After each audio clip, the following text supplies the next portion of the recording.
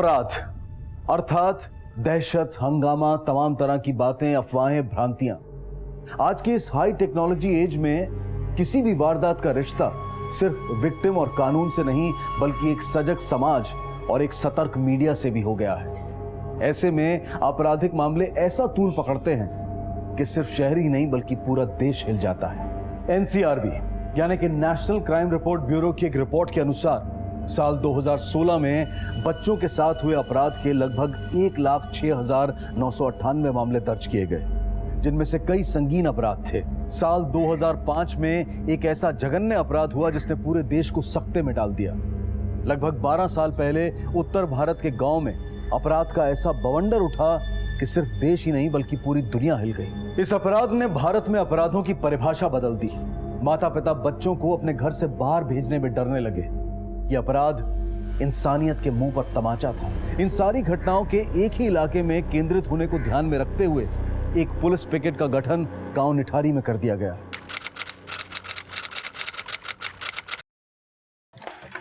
Sir, Indian women commission से Gita madam मिलने आई है। बुलाओ ना। जी सर। ये क्या हो रहा है आपके थाना क्षेत्र में? 15 लड़कियां गायब हैं और आप यहाँ पर हाथ धरे बैठे हैं। जल्दी कुछ कीजिए, बात मुख्यमंत्री तक पहुँच गई है। मैडम, हम लोग पूरी चौकसी बरत रहे हैं। उस इलाके में पुलिस की गश्त लगातार जारी है। आगे से ऐसी कोई घटना नहीं होगी और जो कुछ हुआ है उसके अपराधियों को भी हम जल्द से जल्द गिरफ्तार कर लेंगे। आप निश्चिंत रहें, हम लोग पूरी ताकत झोंक रहे हैं। ठीक है, अगर हमारी कोई भी मदद चाहिए होगी तो बताइएगा। ठीक है मैडम।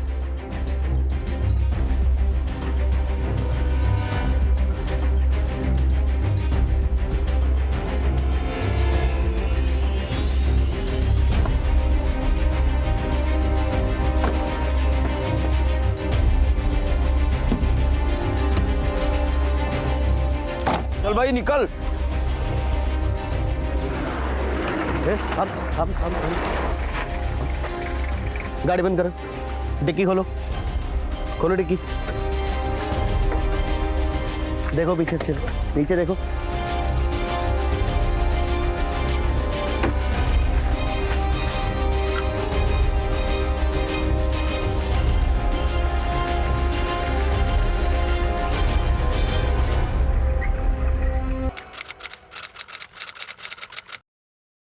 साहब, मेरा लड़का चौक पर खेल रहा था, अचानक वहां से गायब हो गया साहब। ऐसा कैसे हो सकता है? पुलिस की गश्त रहती है वहां पर, पहरा पड़ा हुआ है हमारा वहां पे। मेरा लड़का उधर ही से गायब हुआ साहब। साहब सिर्फ 6 साल का है साहब, हरे कलर का शर्ट पहना है साहब। ढूंढ दीजिए साहब, कैसे भी करके ढूंढ दीजिए साहब उसको। मेरी बच्ची साहब, मेरी बच्ची रिंग के नहीं मिल रही है साहब। वो खो गई कहीं। किधर थी बच्ची? निठारी चौक पर साहब, वहाँ पर पुलिस वाले भी खड़े थे। मैंने उनको पूछा, मेरी बच्ची को कहीं देखा? किसी ने नहीं देखा साहब। मैंने मेरी बच्ची को सब जगह ढूंढ लिया साहब, कहीं नहीं मिल रही है साहब। मैं आपके हाथ जोड़ती हूँ, मेरी बच्ची को ढूंढ दो साहब।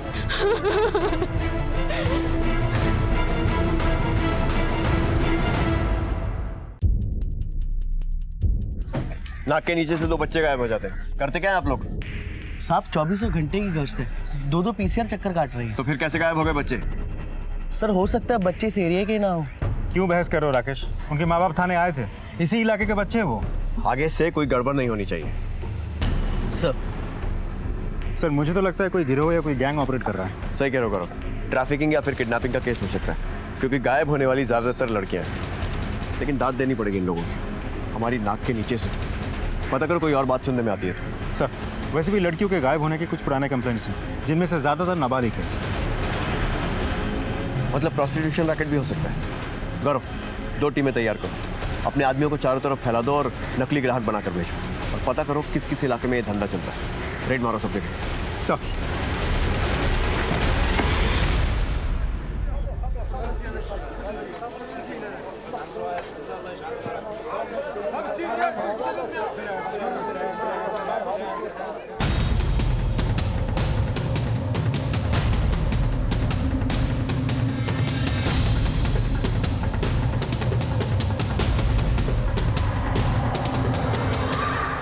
कोई बच्ची मिली ऊपर? हाँ साहब, ऊपर की गोली में 4 बच्ची है। चलो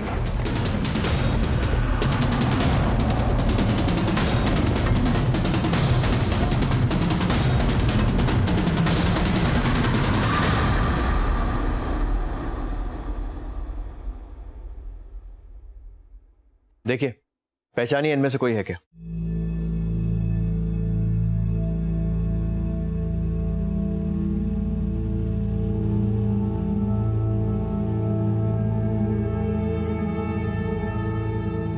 इनमें से मेरी बेटी नहीं है साहब कोई। हाँ नहीं हमारी बेटी, इनमें से कोई हमारी बेटी नहीं है साहब। ये तो लड़कियां हैं साहब, मेरा तो लड़का था। देखिए इंस्पेक्टर साहब, खाना पूर्ति मत कीजिए। 7 महीने से गायब है मेरी बेटी। क्या कर रहे हैं आप लोग? जवाब दीजिए। हाँ जवाब दीजिए, जवाब दीजिए, हमारी बेटियां कहाँ हैं? जवाब दीजिए। ना जाने हमारी किस्मत में का लिखा है जमुना। हाँ, ना जाने हमारी बेटी कहाँ होगी और किस हाल में होगी।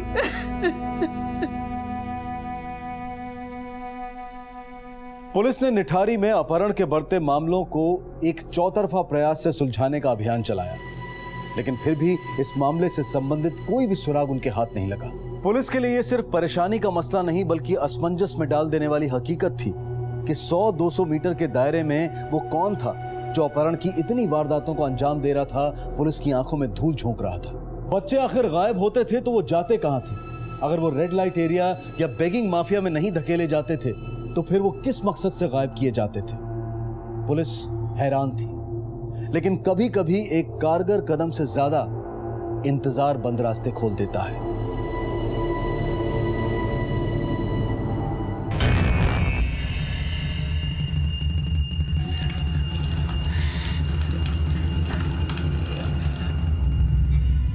बाबा, कहाँ है मेरी बच्ची? बताइए ना बाबा। वो मर गई। मर गई? नहीं, मेरी बच्ची नहीं मर सकती। मेरी बच्ची को कुछ नहीं हुआ है। नहीं मरी है वो। मैं ढूंढ निकालूंगी उसे। मैं ढूंढ निकालूंगी। हाँ मैं आती हूँ। हाँ अभी आ रही हूँ। ठीक है, ओके। पापा मैं बाहर जा रही हूँ, शाम तक आ जाऊंगी। टाइम पे आ जाना बेटा, और अपना ध्यान रखना। जी पापा, आप कितना फिक्र करते हो, टाइम पर आ जाऊंगी। जा।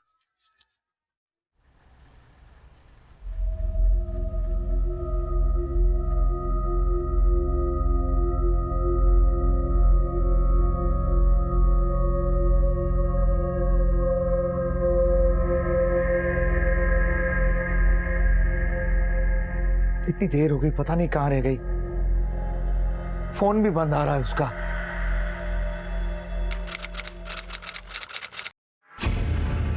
बाईस बरस की बेटी है हमारी, 2 दिन का बोल के गई थी, अभी तक घर ना आई। अरे गई होगी अपनी सहेली वेली के घर। अरे आप एफआईआर दर्ज कीजिए ना, 3री बार आ चुके हैं आपके पास इधर। देख भाई, गुमशुदा लोगों को ढूंढने के अलावा भी पुलिस को बहुत सारे काम है। एनसी हो गई ना, फोटो रखो और जाओ, ढूंढेगी अपनी पुलिस। साहब हमारी दरखास्त सुनिए। हम कई बार आ चुके पर हमारी कहीं सुनवाई नहीं हो रही। मानसिक स्थिति कैसी थी आपकी बेटी की? मतलब किसी बात को लेकर परेशान हो, शायद इसलिए कहीं चली गई हो? डिप्रेशन में तो नहीं थी वो?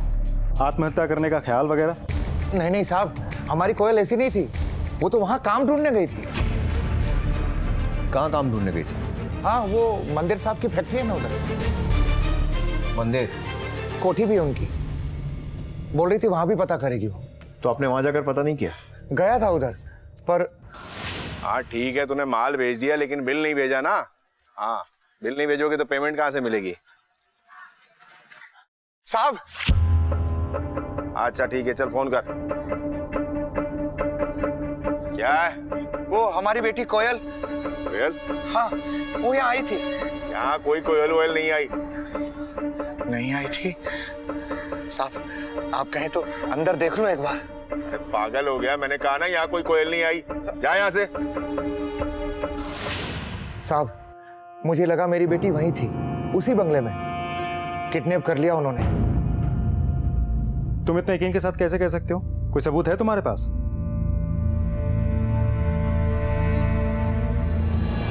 सर, ये मोहिंदर सिंह मंदिर इस इलाके का बड़ा बिजनेसमैन है। बंगलो नंबर A5 में रहता है। और कोई जानकारी? सर, खबरों के मुताबिक वो थोड़े लूज कैरेक्टर किस्म का आदमी है। शराब और औरत का चक्कर। मतलब कॉल गर्ल्स? अकेला रहता है क्या? जी सर, उसकी फैमिली तो चंडीगढ़ में रहती है, लेकिन वो यहाँ अपने नौकर के साथ रहता है। इसके नाम पर जो मोबाइल नंबर रजिस्टर्ड है उसके सारे कॉल रिकॉर्ड्स निकालो, और जिस दिन कोयल गायब हुई उसके आसपास के कोयल के भी सारे कॉल रिकॉर्ड्स निकाल दो। सर आप excuse me. Hello, thank you sir. Doctor Adil वापस आ गया है। पूछताछ करके आओ उससे। सर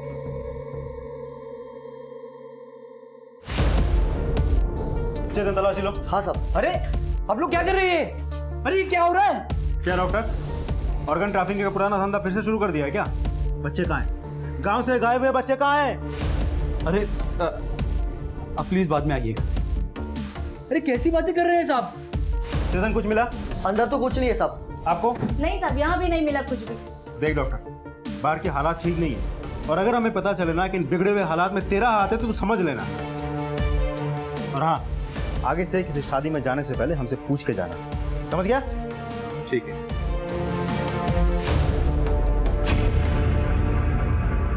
साहब आप तो साहब कुछ पता चला मेरे बच्चे का? अभी तक तो नहीं, कुछ पता चलते ही बताते हैं। पहले से ही निठारी से लगातार कई बच्चे गायब हुए थे और अब ये 22 साल की लड़की के गायब होने से संदेह का घेरा और मजबूत हो गया था। सर अगर ये बात तो सच है कि कोयल मंदिर को जानती थी, क्योंकि पिछले कुछ दिनों से कोयल और मंदिर के बीच फोन पे बातें हो रही थी।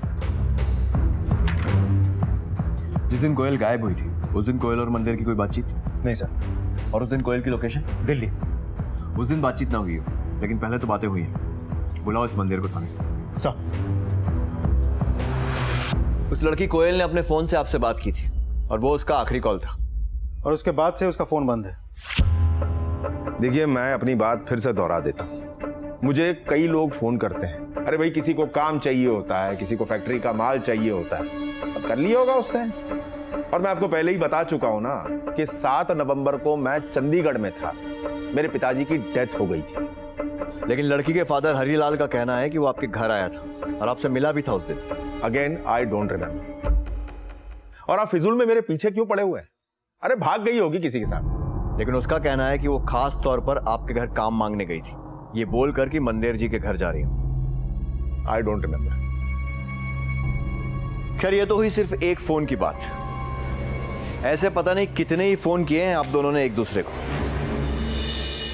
पूछ सकता हूं किस लिए? सिर्फ काम मांगने के लिए?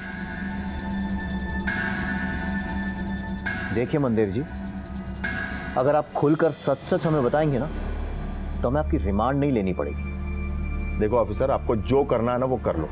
अरे यार, मैं भी अपने वकील को ही फोन कर लेता हूं ना। लड़की का मामला है, देख लीजिए, कोर्ट भी रियायत नहीं देगा। बदनामी होगी सो अलग। और वैसे भी आजकल मीडिया तक बात पहुंचने में टाइम नहीं लगता।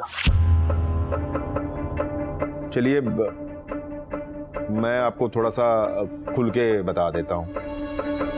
वो लड़की दरअसल कोयल जो है वो प्रोस्टिट्यूट है। मैं खुद उसे एक रात के 25,000 रुपए देता था।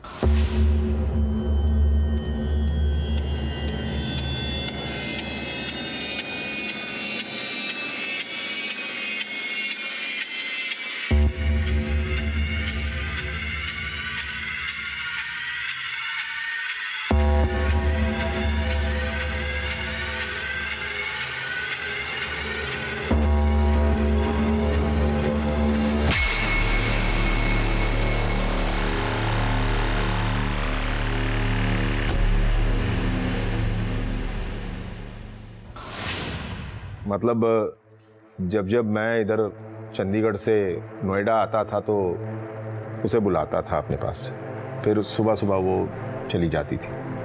लेकिन उसके बाप ने तो हमें ऐसी कोई बात नहीं बताई। उसका बाप ही तो उसकी दलाली करता था। मैं उसके बाप को 40,000 रुपए महीने देता था, वो भी अलग से।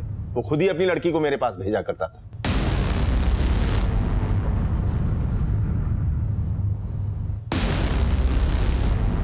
नहीं साहब, वो ऐसा नहीं करती थी।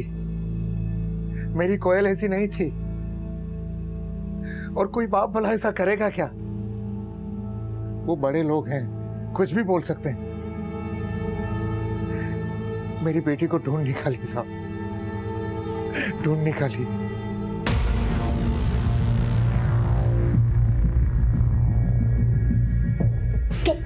क्या हुआ? कुछ पता चला?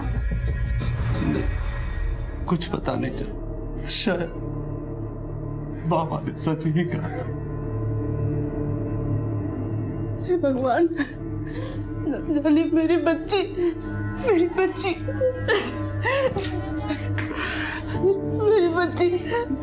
कहाँ है? मुझे मेरी बच्ची चाहिए।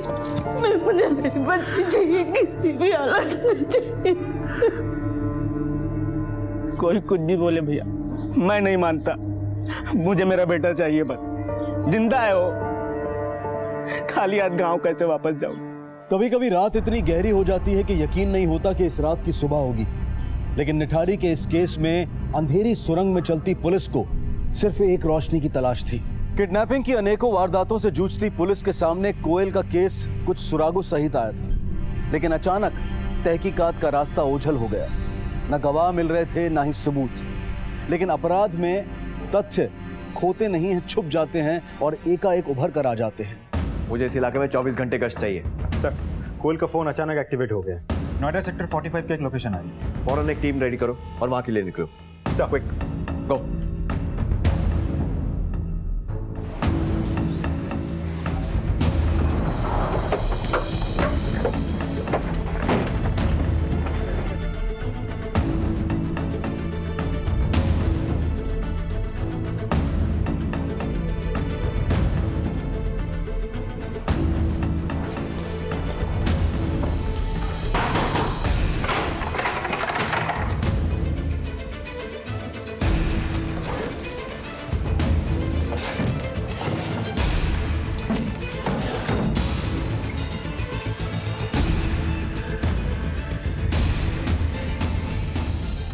ये मोबाइल कहाँ से आया तेरे पास?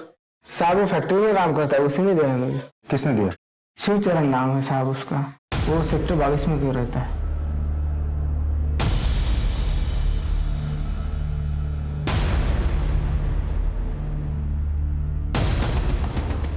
ये मोबाइल तुमने कभी को बेचा था? हाँ साहब, लेकिन ये मोबाइल मुझे पंकज ने दिया।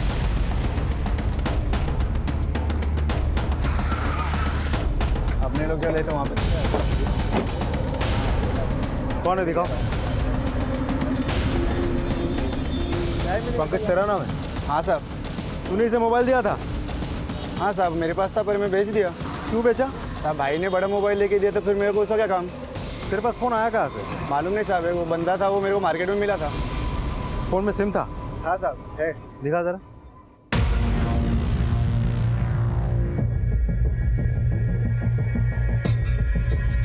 कोयल का मोबाइल क्या मिला, मानो पुलिस के लिए तहकीकात का पुख्ता रास्ता खुल गया। कोयल के मोबाइल में सिम कार्ड और सिम कार्ड से जुड़े यूनिक IMSI नंबर को पुलिस ने इलाके के सभी सर्विस प्रोवाइडर्स को भेज दिया। चंद ही घंटों में पुलिस की इलेक्ट्रॉनिक सर्विलेंस यूनिट के हाथ एक हैरत अंगेज तथ्य लगा। लेकिन क्या यह तथ्य तहकीकात की राह में बढ़ता एक कदम था या फिर पुलिस और माँ बाप के लिए निराशा की एक बेड़ी? सर, हाँ करो। कोयल के मोबाइल में जो सिम था, वो किसी रविंद्र तोली के नाम से रजिस्टर्ड है।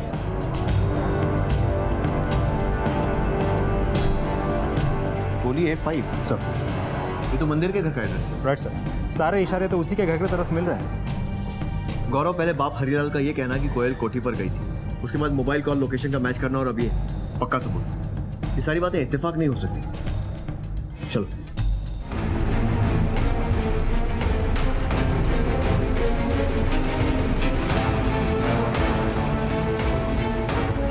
सवाल था पहले से गायब हुए 45 बच्चों का और अब इस 22 साल की लड़की कोयल का। आखिर ये बच्चे कहां थे?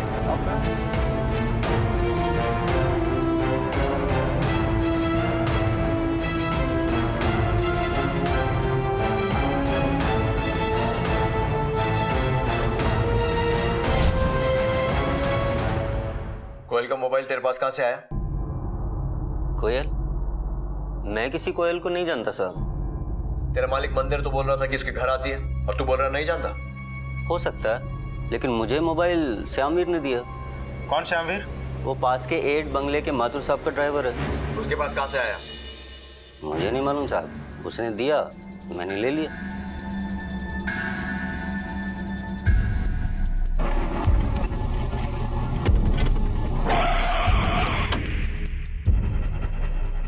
श्यामवीर को जानते हो? हाँ साहब, मेरा ही नाम श्यामवीर है। कोहली को जानते हो? हाँ साहब, F5 में मंदिर साहब का नौकर है वो। तुमने उसको कोई मोबाइल बेचा था क्या? मैंने नहीं बेचा, उसका फ़ोन आया था अल्मोड़ा से। बोला एक मोबाइल है उसका, अगर कभी कोई इंक्वायरी हो तो मुझे बोला बोलने को कि मैंने उसको बेचा है। जानता है कि नहीं जानता? नहीं साहब। अच्छा, तो फिर उस दिन पीसीओ से उसे फोन क्यों किया था? मुझे नहीं मालूम साहब। तो तेरे मालिक मंदिर से मिलती थी? पता नहीं। फोन करती थी? मुझे नहीं पता साहब। उसका फोन तेरे पास कैसे आया? रास्ते में पड़ा हुआ मिला। कौन से रास्ते में? मार्केट के रास्ते में। देख, सच सच बता दे कि माजरा क्या है, ये तो बहुत लंबा जाएगा, बता रहा हूँ तुझे। सब सच सच बता तो रहा हूँ साहब, और क्या बोलूँ? एकदम सच बोल रहा हूँ।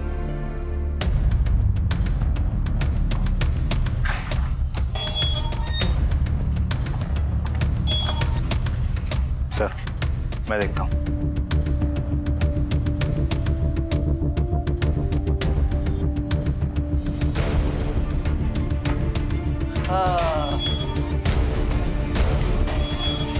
सर, बहुत उसे सच बोलवाया मैंने, लेकिन ऐसा कठिन आरोपी नहीं देखा, कुछ बोलता ही नहीं।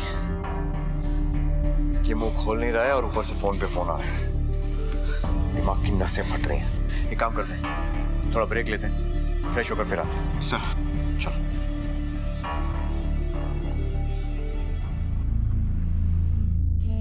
कुछ पता चला तुम्हारे बेटे राजा का? नहीं। और तुम्हारी बिटिया दीपा का? कुछ पता नहीं चला। पता नहीं जमीन खा गई या आसमान में गल गई।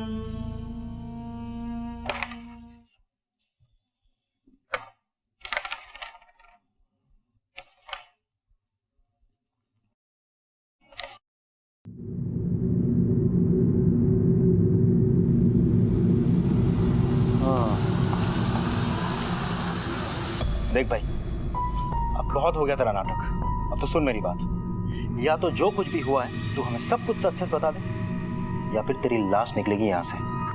सोच ले, 5 मिनट है तेरे पास, क्योंकि हम तुझे और बर्दाश्त नहीं कर सकते। समझ गया? अब तुझे क्या करना है तू देख ले, हम तो भाई हमारे हिसाब से ही काम करेंगे।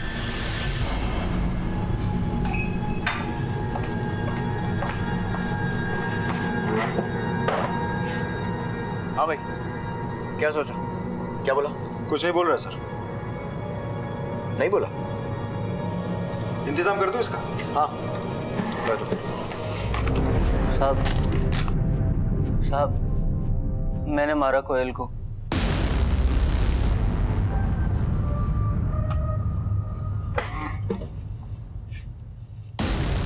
मार दिया?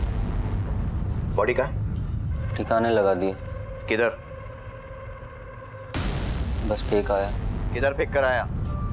मालूम नहीं। देख, अब तू मजबूर कर रहा है। कैसे यकीन कर ले तेरी बात का?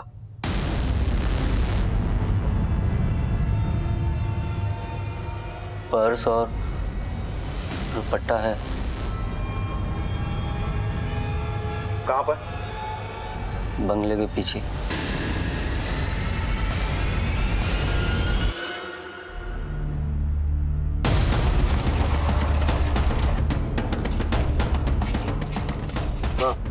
साहब यहाँ।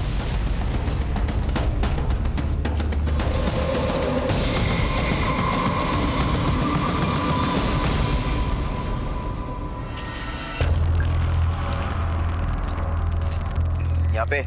हाँ साहब। कहाँ? वो दुपट्टा और उधर पर्स है। निकालो।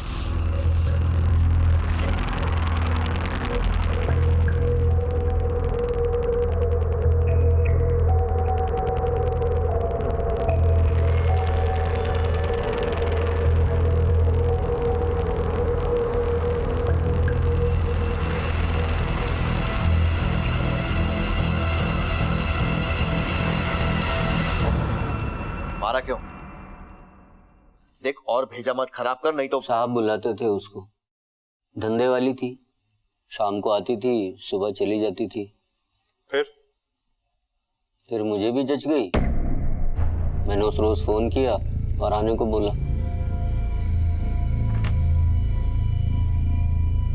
आओ ना। क्यों रे? किस पार्टी के बारे में बात कर रहा था तू? अरे वो एक साहब है, मिलवाता हूँ मैं तुझे बाद में। पहले थोड़ा मुझे भी खुश कर दे। तू चल है, पैसे है ना? कितने? 500। 500 रुपए के लिए ना मैं अपने नाखून ना दिखाऊं। तू दूर बैठ के ना मुझे देख, मैं जा रही हूं। सुन तो, तू तो बुरा मान के देख देख मेरी बात सुन, मैं मजाक कर रहा था। पार्टी से तो मिलके जाना। तू बैठ ना इधर, मैं गर्मा गर्म चाय बना के लाता हूँ, आजा। बेकार में नाराज हो रही है, अक्सर तो आती रहती है इधर। आ बैठ, बुरा मान गई जरा सी बात का। अभी लेके आया मैं चाय। हाँ,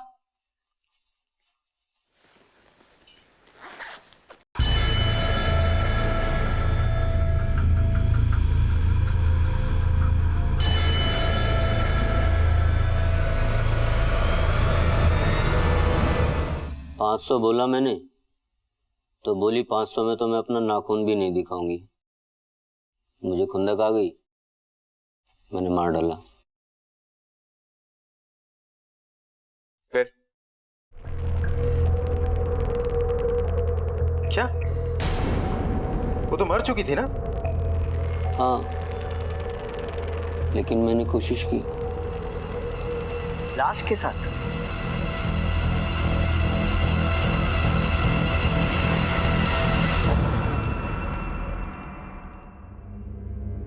पुलिस ने तहकीकात को आगे बढ़ाते हुए तोली की पत्नी से बातचीत की, लेकिन उसकी पत्नी ने इस बात से इनकार कर दिया और उसने इन हत्याओं का इल्जाम तोली के मालिक मंदेर पर डाल दिया। और अगर मंदेर साहब ने उसे ये सब कराया तो उन्हें सजा मिलनी चाहिए। मैं आपसे कह रहा हूं, मुझे कुछ भी नहीं पता, मेरा कोई लेना देना नहीं है। जो आदमी एक लाश के साथ संभोग कर सकता है वो तो किसी को भी नहीं छोड़ेगा, फिर चाहे वो जानवर हो या इंसान। क्या सोच रहे हैं सर? गौरव, हमारी गश्त भी इसी इलाके में और इसी इलाके से 24 बच्चे गायब हैं, खासकर लड़कियां। अगर ये सेक्स के लिए इतना पागल है तो हमेशा करता होगा और इसे कोई ना कोई चाहिए। मतलब ये कि अगर ये कोयल जैसी लड़की का ऐसा हाल कर सकता है तो बच्चे तो सॉफ्ट टारगेट है। कहीं ऐसा तो नहीं है कि ये सारे के सारे मिसिंग बच्चे इसी की दरिंदगी का शिकार हुए?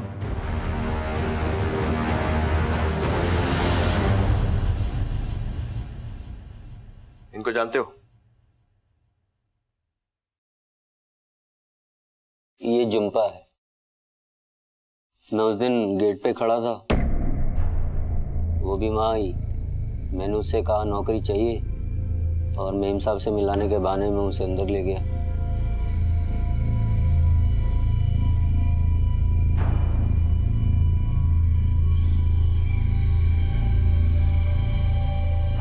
फिर पीछे से आया और आके उसका गला घोट दिया, उसके साथ सेक्स किया, लेकिन हुआ नहीं। फिर मैं उसे ऊपर ले गया, उसकी छाती और हाथ काट डाले। बॉडी का क्या किया? थोड़ा खाया। क्या खाया? हाँ, मैं खा लेता था और बाकी फेंक देता था।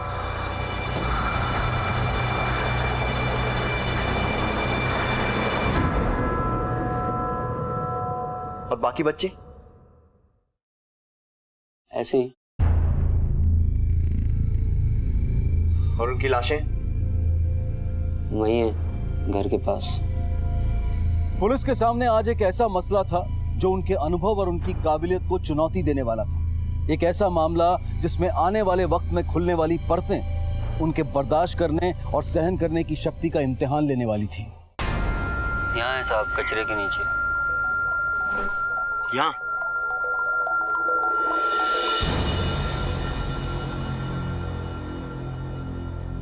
खोदो खोदो।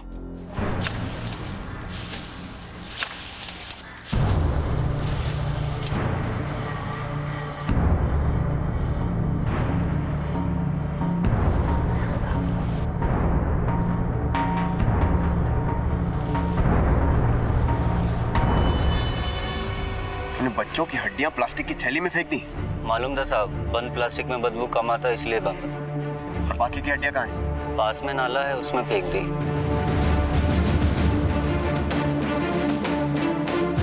अब इसी नाले में।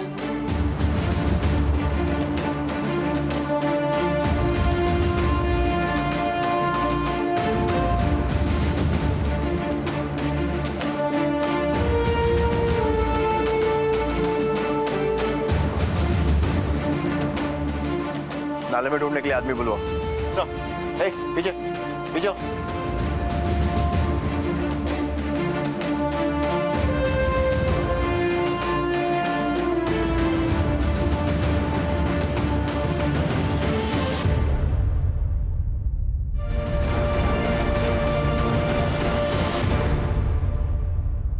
अरे ए हरिया, वो बड़ी वाली कोठी में लाश मिली है। चल चल चल चल चलो चलो चलो जल्दी चलो। इस घिनौनी हरकत के पीछे घर के नौकर रविंदर तोली और घर के मालिक मोहिंदर मंदेर का हाथ बताया जा रहा है। देखा मम्मा, देखा ना आपने, अभी तक तो कोई सबूत मिला नहीं है और मीडिया ने पापा को दोषी भी करार दे दिया है। मैं जा रहा हूँ मम्मा। मेरा कोई कसूर नहीं है जी।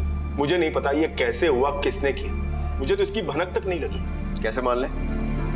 तुम्हारे अपने घर में इतना बड़ा हत्याकांड रचा गया और तुम्हें भनक तक नहीं लगी? मैं आपको बता चुका हूँ, मैं इसके बारे में कोई जानकारी नहीं रखता हूँ। मैं तो यहाँ बहुत कम ही रहता था, मुझे क्या पता ये सब कब हुआ। यहाँ 24 घंटे तो रविंदर ही रहता था, मैं तो यहाँ कभी कभी आया जाया करता था। मेरा यकीन मानिए, मुझे कोई अंदाजा नहीं, मैं सच कह रहा हूँ। मतलब तुम्हारे अपने घर में क्या चल रहा था तुम्हें कोई आइडिया ही नहीं था? बिल्कुल नहीं जी। अब मुझे ये बताइए कि अगर आप यहाँ पर हैं तो आपको अपने घर पे इस वक्त क्या हो रहा है वो कैसे पता चलेगा? इसी तरह मेरी पीठ पीछे यहाँ कौन क्या कर रहा है मुझे कैसे पता चलेगा? मैं आपको पहले ही बता चुका हूँ कि मैं यहाँ कभी कभी आता हूँ। मैं आपको सब बात सच सच बता चुका हूँ सर।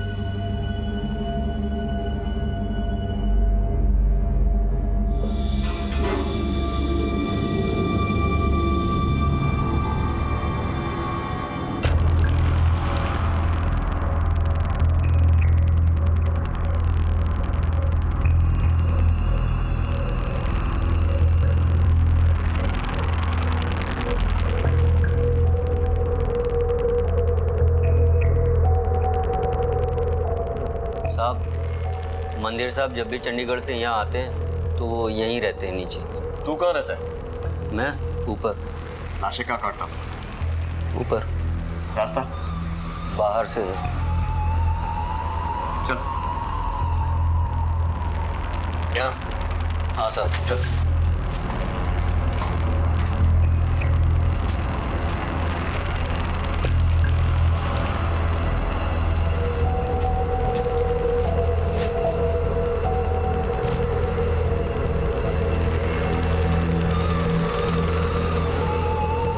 सोता है? जी साहब मैं इधर ही सोता हूँ। लाशें किधर काटता?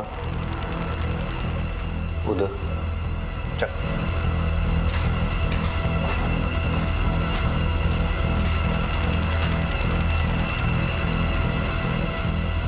इधर ये बाथरूम में? हाँ साहब इसी बाथरूम में।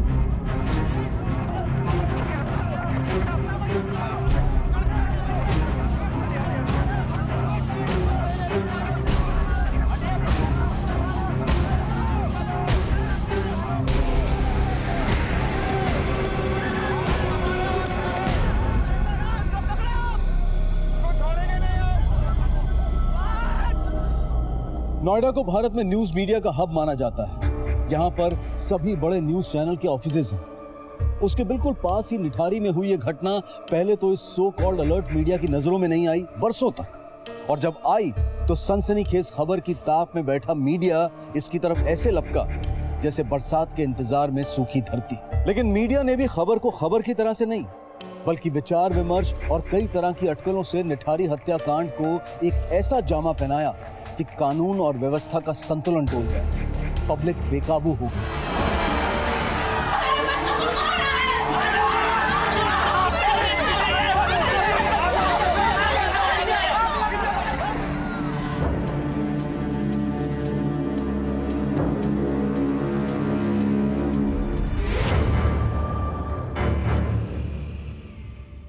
देखिए अब तक 17 से 18 बॉडीज के अवशेष मिल चुके हैं।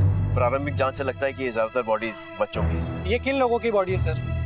ये हम फोरेंसिक जांच के बाद ही बता पाएंगे। सर सुनने में आया है कि घर के नौकर का भी इसमें कुछ हाथ है। देखिए फिलहाल जांच चल रही है तो कुछ कह नहीं सकते। सर आपको क्या लगता है घर के मालिक का भी इसमें कोई रोल है? जैसा मैंने आपको कहा कि इस वक्त जांच चल रही है, जैसी कोई जानकारी मिलेगी आप तक पहुंचा दी जाएगी। Thank you. सर कुछ सवाल और। सर नोएडा के इस घर से अभी तक 17 से 18 बॉडीज के अवशेष बरामद हो चुके हैं। पिछले कुछ दिनों में लापता हुए बच्चों, जिनमें ज्यादातर लड़कियां थी, ये अवशेष उन्हीं के बताए जा रहे हैं। तो जैसा नौकर वैसा ही मालिक, एक ही रट लगा रखी है। मैंने कुछ नहीं किया, मेरा कोई कसूर नहीं है, नौकर झूठ बोल रहा है। सब वैसे 10 दिनों का रिमांड मिला है, मंदिर से सच उगलवा लेंगे। ठीक है, लेट्स गो। सर आप समझ लीजिए कि पापा के एब्सेंस में तोली घर का मालिक ही था। वो घर में ऊपर रहता था और उसके आने जाने का रास्ता भी अलग था। अब आप बताइए कि पापा को कैसे पता चलेगा कि तोली ऊपर क्या कर रहा है, ना उनके रहते और ना उनके एब्सेंस में, क्योंकि ऊपर कोई आता जाता था ही नहीं। सर मतलब तुम ये कह रहे हो कि इतने सारे मर्डर हो गए और तुम्हारे पापा को भनक तक नहीं लगी? अच्छा सा वकील कर लो अपने पापा के लिए, क्योंकि वो बचने वाले तो नहीं है। सर प्लीज आप एक बार देखो ना मेरे पापा का। तेरा बाप गुनहगार है, तेरे बाप का केस कोई नहीं। सर उन्होंने नहीं किया। सर एक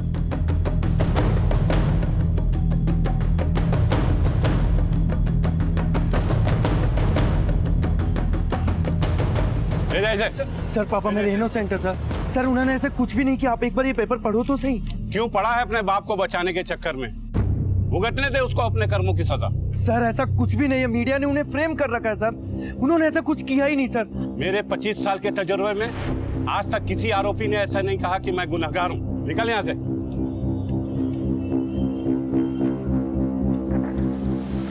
जसविंदर सब खत्म हो गया, अब मैं नहीं बचूंगा। पापा आपको भरोसा है ना मुझ पर? मैं ऐसा कुछ भी नहीं होने दूंगा पापा, लेकिन बस आप हिम्मत रखें। यहाँ पर ये लोग बहुत परेशान करते हैं, बहुत तकलीफ देते हैं मुझे। यहाँ बात बात में गालियाँ देते, मारपीट भी करते हैं। आप बिल्कुल परेशान ना होइए, रतन लगा हुआ है and he'll manage everything. Don't worry, आप बहुत जल्दी बाहर आओगे। आप भरोसा तो रखो, कोई ना कोई वकील हमें बहुत अच्छा बिल ही जाएगा।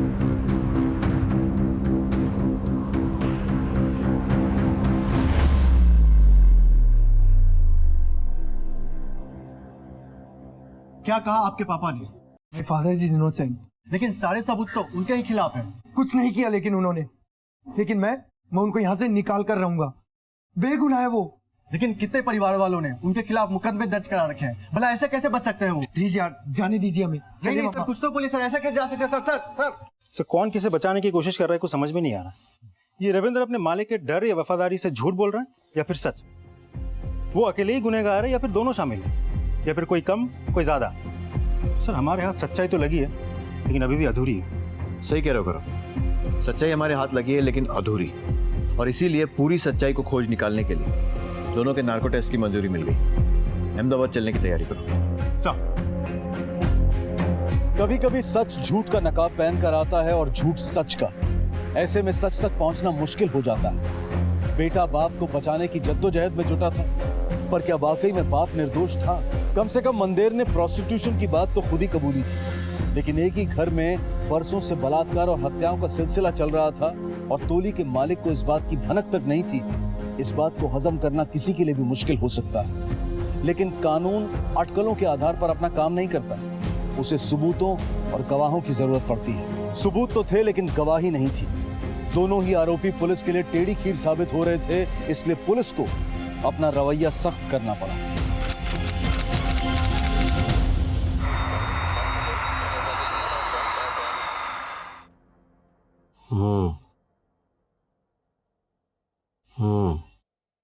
तुम्ही ने सब बच्चियों का बलात्कार किया? हाँ। शुरुआत से बताओ।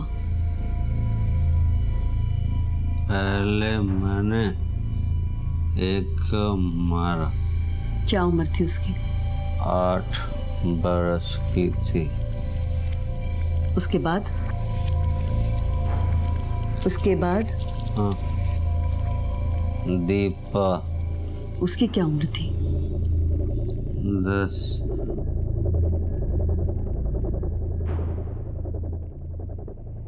क्या लगता है आपको, दिमाग ठीक है इसका? सब पागल है ना, साइकोटिक। सिर्फ फैंटेसाइजिंग, कल्पना, इससे कुछ नहीं होता। कोशिश करता था। पहले जहाँ काम करता था वो, उधर उसे कोई चांस नहीं मिला। मंदिर के पास लड़की आती थी, उसको ये अच्छा नहीं लगता था। उसने ये सब किया क्यों? उसका कहना ये है कि उसे कोई सफेद साड़ी पहनी हुई औरत दिखाई देती थी, हंसती थी उस पर, बोलती थी मार काट खा। किल, कट, ईट। सर मुझे तो साइकोलॉजिकल डिसऑर्डर लग रहा है। बच्चों का मांस भी इसी ने खाया? जी, अपने पूरे करियर में ऐसा घिनौना केस नहीं देखा कभी। अच्छा, अपने मालिक के बारे में उसने कुछ बताया? क्या इस सब में उसका भी हाथ है? नहीं।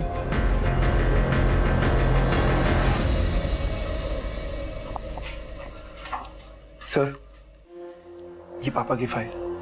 जानता हूँ, देखा है टीवी पे। अब बेकार आए हो इधर, आपका केस कोई नहीं लेगा। सर एक बार आप फाइल तो देखिए सर प्लीज। ये देखिए सर, जब जब मर्डर हुआ पापा वहाँ थे ही नहीं सर। ये उनके कॉल रिकॉर्ड्स, ये देखिए सर, और ये उनकी लोकेशन। सर बिना सच्चाई जाने तो कोर्ट भी फैसला नहीं लेता सर। आप एक बार फाइल तो चेक कीजिए। लो।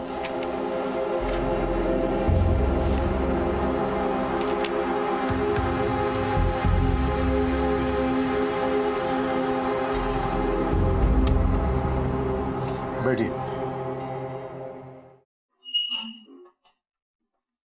इसके हिसाब से आपके पापा का केस बनता है। हाँ, मीडिया में बवाल है कि रविंदर तो एक मोहरा था, सारा खेल तो आपके पापा खेल रहे थे। केस तो बतेरे होंगे उन पे, पर आप किस सिलसिले में आए हो? अब सर आप ही देख लीजिए, जुम्पा खलदार का मामला पुलिस ने नहीं, कोर्ट ने सम्मन किया है, और अभी हम तो अक्यूज है ही नहीं सर। ठीक है, देखते हैं। Thank you sir.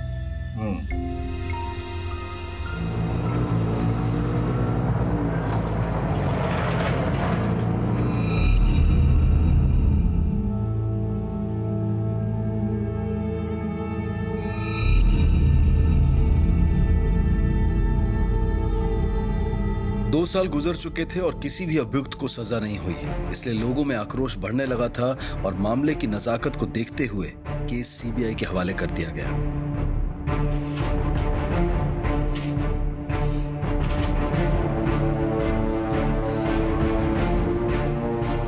सर, ये केस से रिलेटेड सारी फाइल्स और सील्ड एविडेंस, बाकी सारी फॉरेंसिक रिपोर्ट्स और फाइल्स शर्मा जी को already they the. Thank you officer. Sir thank you. Sir, यहीं पर कचरे के ढेर में थैलियों के अंदर हड्डियां पड़ी हुई थी। सर, मंदिर के बेटे रतन ने ये एविडेंस भेजे हैं सर। सर, इसके मुताबिक वारदात के टाइम पे मंदिर यहाँ निठारी पे था ही नहीं। शर्मा, तुम एक काम करो, हर विक्टिम के घर जाओ और कुछ ऐसी जानकारी हासिल करने की कोशिश करो जो पहले हमारे रिकॉर्ड में ना हो। ये सारे विक्टिम मजदूर लोग हैं जो काम के लिए घर से बाहर जाते हैं और अपने बच्चों पर ध्यान नहीं दे सकते, तभी मुजरिम अपना काम करे। यस सर, माँ बाप अपने काम धंधे में रह गए, अपने बच्चों के लिए उनकी गफलत ने जुर्म का एक नया बीज बो दिया। शर्मा, एक काम करो, तुम सबके माँ बाप का डीएनए टेस्ट करवाओ। आई नो ये थोड़ा लंबा प्रोसीजर है, इसमें टाइम लगेगा। सबसे बात करो और सबको यकीन दिलाओ कि कानून अपना काम मुस्तैदी से कर रहा है, पूरी जिम्मेदारी से कर रहा है। कानून की नजरों में सब एक है, सबको इंसाफ मिलेगा। सर,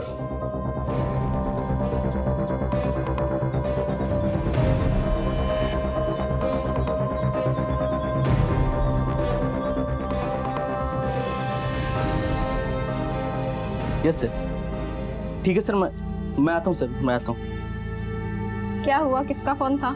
सीबीआई वालों का फोन था, और मरे हुए बच्चों का रिपोर्ट बताने वाले हैं। अब बैठ इधर, तू टेंशन मत ले, इस रिपोर्ट में अपने बच्चे राजा का नाम नहीं है, कुछ नहीं होगा अपने बेटे को। मैं जा रहा हूँ, सर से मिल के आता हूँ, तुम टेंशन मत लो, ठीक है? जिन जिन बच्चों की हड्डियां और जो भी बचे कुचे अंग मिले थे, उनकी डीएनए रिपोर्ट आ चुकी है, और आप लोगों से ब्लड सैंपल जो लिया था उसके आधार पर अब पता चल जाएगा किन किन बच्चों की हत्या हो चुकी है। उनके नाम है जुम्पा खलदार,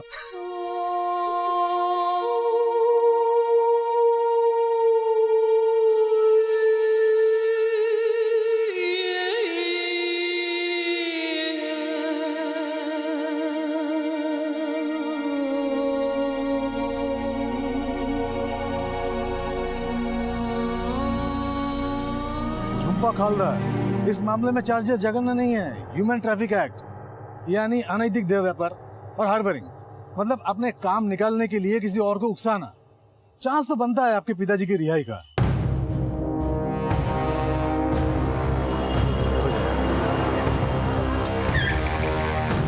आ गया क्या मैंने, इसे छोड़ूंगा नहीं मैं।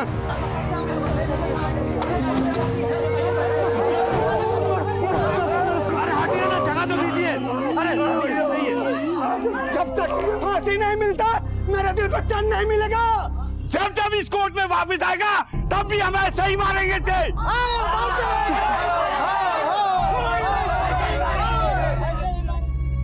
घटना के रोज यानी 12 मई 2006 को मेरे क्लाइंट मिस्टर मंदिर तो निठारी में थे ही नहीं। ये इनकी मोबाइल लोकेशंस, आप खुद ही देख लीजिए। आदमी की लोकेशन में और फोन लोकेशन में अंतर होता है। बच्ची को किस दिन मारा और कितने दिन कैद में रखा कौन जानता है। योर ऑनर, साइंटिफिकली ये प्रूव नहीं हुआ है कि बच्चों की हत्या एग्जैक्टली कब हुई थी। मिस्टर मंदिर तो निठारी में रहते ही नहीं थे, बस आना जाना लगा रहता था। इनका घर परिवार चंडीगढ़ में और कारोबार दिल्ली में, और ना जाने कहां कहां इनके हजारों क्लाइंट्स। इसीलिए ऑनर, अपनी काली करतूतों पर पर्दा डालने के लिए इन्होंने निठारी जैसी बस्ती को चुना। गरीब और परदेश से आए हुए बेसहारा लोगों को टारगेट किया। हर मोड़ पे गरीबों को धुतकार मिली है। इसी का फायदा उठाकर इन लोगों ने जघन्य अपराध को अंजाम दिया है। इन्हें पता था कि उन गरीबों के आगे पीछे कोई नहीं है। योर ऑनर, रविंद्र तोली ने हत्या की है, बलात्कार किया है और इंसान का मांस खाया है, और ये सब उसने मिस्टर मंदिर के कहने पर किया है। मैडम, हमारे सीबीआई ऑफिसर की टीम वहां मौका वारदात पे गई थी। उन्हें वहां जो सबूत मिले हैं उनके बारे में सीबीआई ऑफिसर अमित बैल आपको बताएंगे। मिलॉर्ड, जब दोबारा उस घर के कोने कोने को छाना गया तो हमें पोर्नोग्राफी मटेरियल, सीडी और कॉल गर्ल्स के नंबर्स और उनकी डिटेल पता चली, जो माननीय अदालत में हम जमा करा चुके हैं। आई ऑब्जेक्ट योर ऑनर, ये सारी दलीलें बेबुनियाद है। किसी घर में ऐसे चीजों का पाया जाना यह साबित नहीं करता कि वो ऐसे संगीन अपराध का मुजरिम है। ये सारी चीजें तो किसी भी घर में मिल सकती है। लेकिन कोई भी आदमी घरों में लड़कियां नहीं लाता। इस बात के कई गवाह पेश किए जा चुके हैं। खुद मोहिंदर सिंह मंदिर का साइन किया हुआ कन्फेशन है। योर ऑनर, पुलिस ने मिस्टर मंदिर से पूरे कागज पर दस्तखत लिए हैं। इन्होंने अपने होशो हवास में जानते बूझते किसी गुनाह को कबूल नहीं किया है। आप खुद ही देख लीजिए, सीबीआई ने भी पुलिस के उन दस्तावेजों का संज्ञान नहीं लिया है। योर ऑनर, उन कागजों को इकबाल जुर्म नहीं माना जा सकता। इस मनोवृत्ति का आदमी क्यों ये सब अपराध नहीं कर सकता? योर ऑनर, सारे सबूत इशारा कर रहे हैं कि मोहिंदर सिंह मंदिर अपराधी है। उन्हें सजा मिलनी चाहिए। Thank you ma'am. मैं डिफेंस की ओर से दी गई दलीलों से संतुष्ट नहीं हूँ। ये कोर्ट मिस्टर मोहिंदर सिंह मंडेर पे आईपीसी धारा 302 और 120 बी के तहत रेप और एब्डक्शन के मामले में केस चलाने के ऑर्डर्स देती है। अदालत ये मानने से भी इनकार करती है कि इनके घर में इतने सारे कत्ल हुए और इन्हें पता भी नहीं चला। ये कैसे हो सकता है? ये नामुमकिन है कि इनके घर में इतनी वारदातें हुई और इस बात का इन्हें बिल्कुल अंदाजा नहीं। जुम्पा खलदर की हत्या वाले दिन मिस्टर मंदिर वारदात की जगह पर मौजूद थे, ये साबित हो चुका है।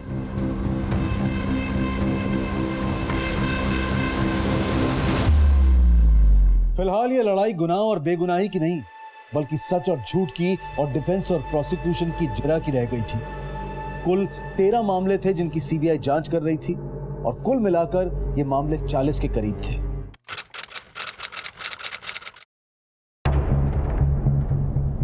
मैडम, रविंद्र तोली का रिकॉर्डेड कन्फेशन है हमारे पास। मैं उसे चलाने की इजाजत चाहूंगा। इजाजत है। धन्यवाद।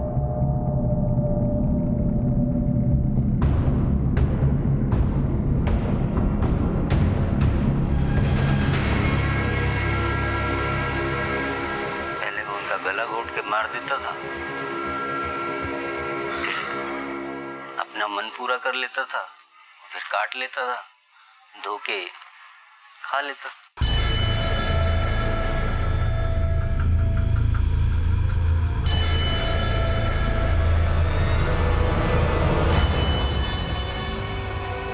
योर ऑनर, माननीय अदालत से हमें पूरे इंसाफ की उम्मीद है।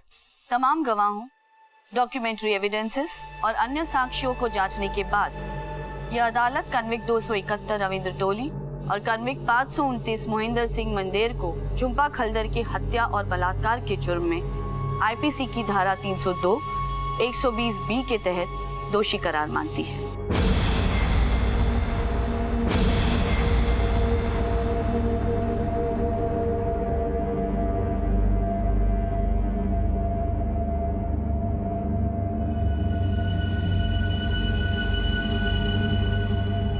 इस संबंध में कोर्ट अगले मंगलवार को सजा मुकर्रर करेगी।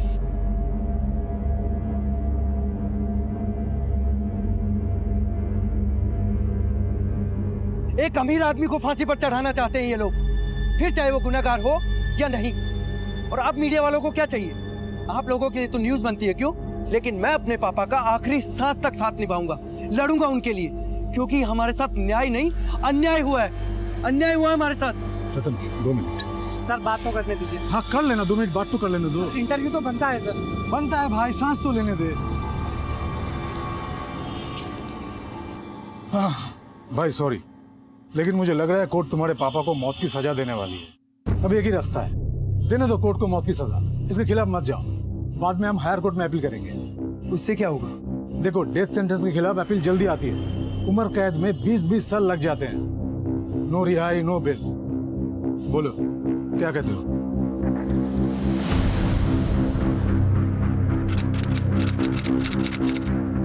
यह अदालत रविंद्र टोली और मोहिंदर सिंह मंदेर को आईपीसी की धारा 302, 120 बी के तहत दोषी करार देती है और मौत की सजा सुनाती है।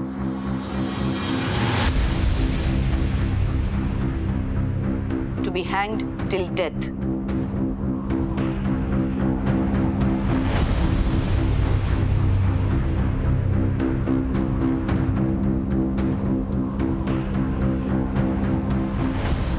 भगवान बहुत अच्छा किया, इस पापी को सजा मिल गई। आज के बाद अमीर और गरीब सबके बच्चे बच जाएंगे।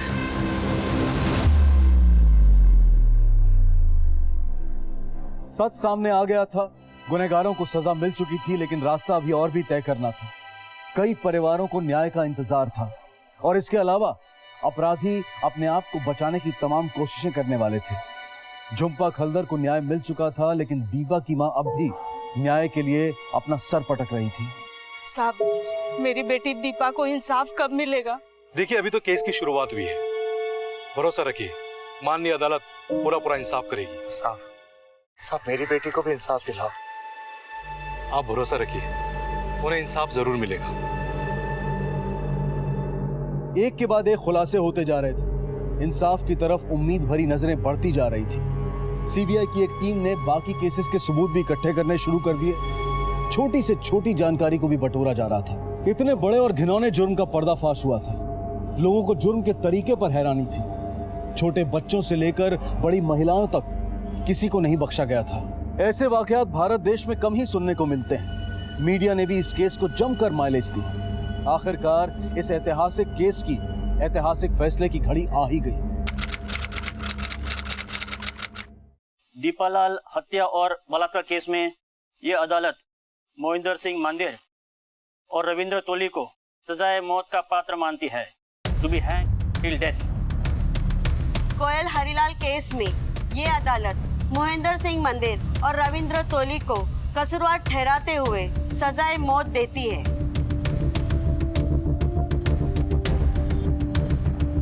रतन भाई, ये हाई कोर्ट में अपील लगानी पड़ेगी।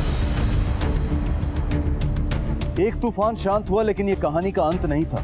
मोहिंदर सिंह मंदेर और रविंद्र तोली के वकीलों ने सीबीआई कोर्ट के फैसले को हाई कोर्ट में चैलेंज किया। मोहिंदर सिंह मंदेर के वकील द्वारा अदालत में पेश किए गए दस्तावेजों के आधार पर मोहिंदर सिंह मंदेर के वारदात वाले दिन अलग अलग जगह पर होने के कारण हाई कोर्ट ने उसे बेल दे दी, लेकिन रविंद्र तोली की सजा को बरकरार रखा। तो क्या कहेंगे आप?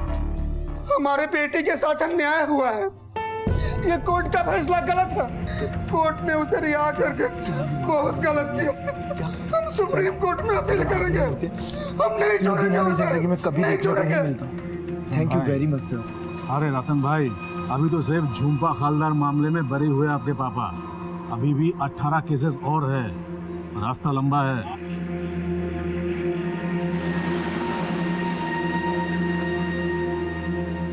बेटे का बाप को छुड़वाने का प्रयास एक केस में तो सफल हो गया था, लेकिन क्या यह सत्य की विजय थी या फिर झूठ की कोई चाल? फिलहाल यह कहना मुश्किल था। लेकिन विक्टिम्स के परिवारजन फिलहाल इस जजमेंट से बेहद नाराज थे, हर्ट थे। पर 20 जुलाई 2014 को एक ऐसी खबर आई जिसने दुखती रगों पर मलहम का काम किया। विक्टिम्स के परिवार वालों का न्याय पर यकीन एक बार फिर से पुख्ता हो गया। रविंद्र,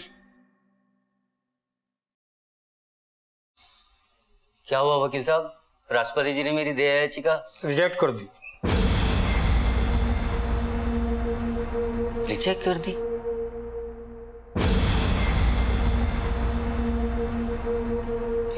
फिर क्या? मौत की सजा।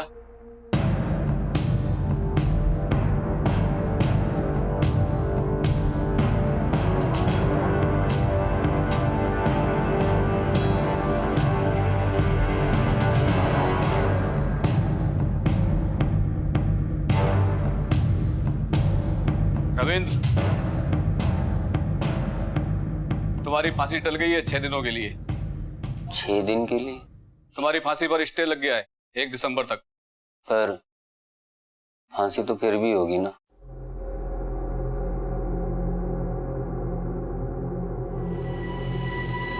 पापा की गल है? नीचे पुलिस आई है। पुलिस? क्यों? कह रहे हैं कि आपकी बेल खारिज हो गई है और रिंकी सिंह के केस की तारीख लग गई है। अब नहीं बचूंगा, नहीं बचूंगा।